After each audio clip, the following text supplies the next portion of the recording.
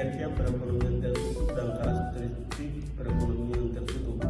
Perekonomian tertutup adalah sistem ekonomi suatu negara yang tidak melakukan interaksi ekonomi dengan negara lain.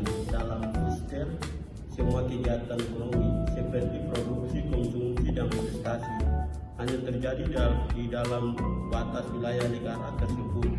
Tidak ada kegiatan impor maupun aliran modal dengan negara lain. Karakteristik utama dari perekonomian tertutup. Poin yang pertama, mengandalkan sumber daya alam negeri. Poin yang kedua, fokus pada produksi domestik. Poin yang ketiga, kemungkinan intervensi pemerintah yang kuat. Poin yang keempat, rentan terhadap keterbatasan sumber daya. Poin kedua, instrumen kebijakan makroekonomi. Kebijakan makroekonomi adalah langkah yang diambil oleh pemerintah atau otoritas moneter untuk mempengaruhi kondisi ekonomi secara keseluruhan. Ada 3 jenis utama instrumen kebijakan makroekonomi. Yang pertama yaitu kebijakan moneter, yang melibatkan tindakan bank sentral untuk mengendalikan jumlah uang beredar dan suku bunga dengan tujuan mempengaruhi inflasi, pertumbuhan ekonomi, dan stabilitas nilai tukar. Kedua yaitu fasilitas diskonto, adalah tingkat bunga yang dikenakan bank sentral kepada bank umum yang mempengaruhi biaya pinjaman dan suku bunga kredit.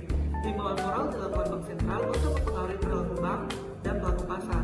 Ketiga yaitu instrumen utama kebijakan fiskal, meliputi pajak dan pengeluaran pemerintah. Pemerintah dapat mengubah tarif pajak untuk mempengaruhi pendapatan masyarakat dan investasi, serta meningkatkan atau mengurangi pengeluaran untuk infrastruktur dan layanan sosial yang akan mempengaruhi permintaan agregat. Selain itu, kebijakan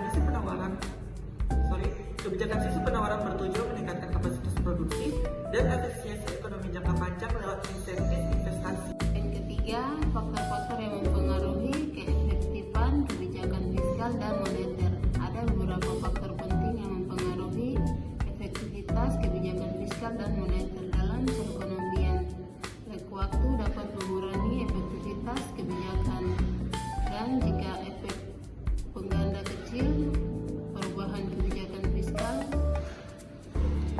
tidak akan memiliki dampak besar. Kepercayaan dan ekspektasi pelaku ekonomi terhadap kebijakan fiskal juga berperan penting.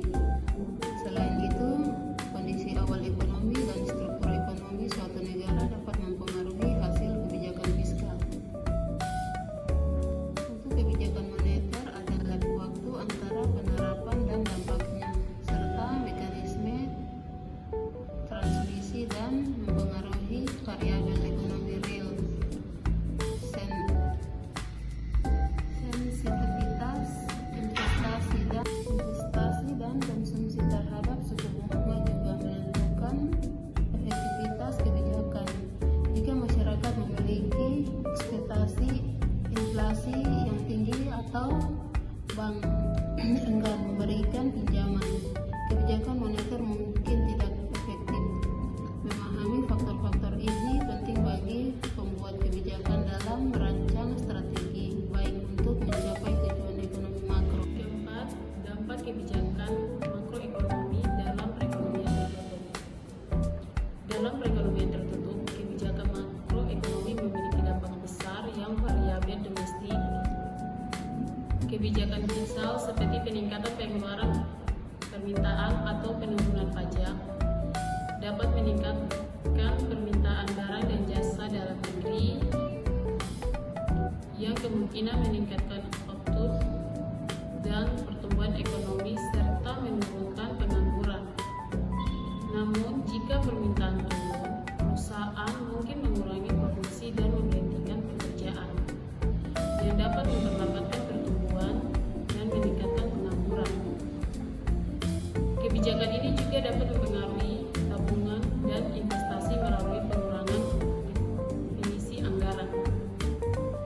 Kebijakan moneter ekstensi seperti penurunan suku bunga dapat meningkatkan investasi dan konsumsi, mendukung pertumbuhan ekonomi, dan menurunkan pengangguran.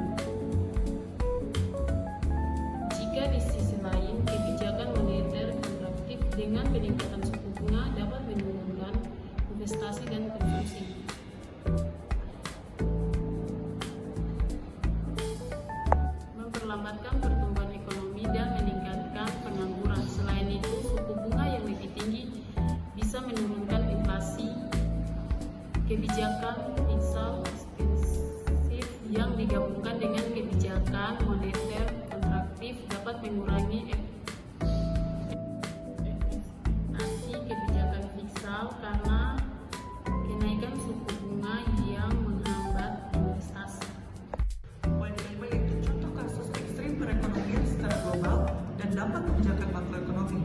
Krisis yang kami ambil yaitu krisis keuangan global pada tahun 2008 hingga 2009. Berawal dari gelombang perubahan atau housing bubble di Amerika Serikat, krisis ini dengan cepat menyebar ke seluruh dunia melalui instrumen keuangan yang kompleks dan saling terkait. Kepercayaan antara lembaga keuangan runtuh, pasar kredit beku, dan terjadi penurunan tajam dalam aktivitas ekonomi global. Banyak negara mengalami resesi yang dalam dan berkepanjangan.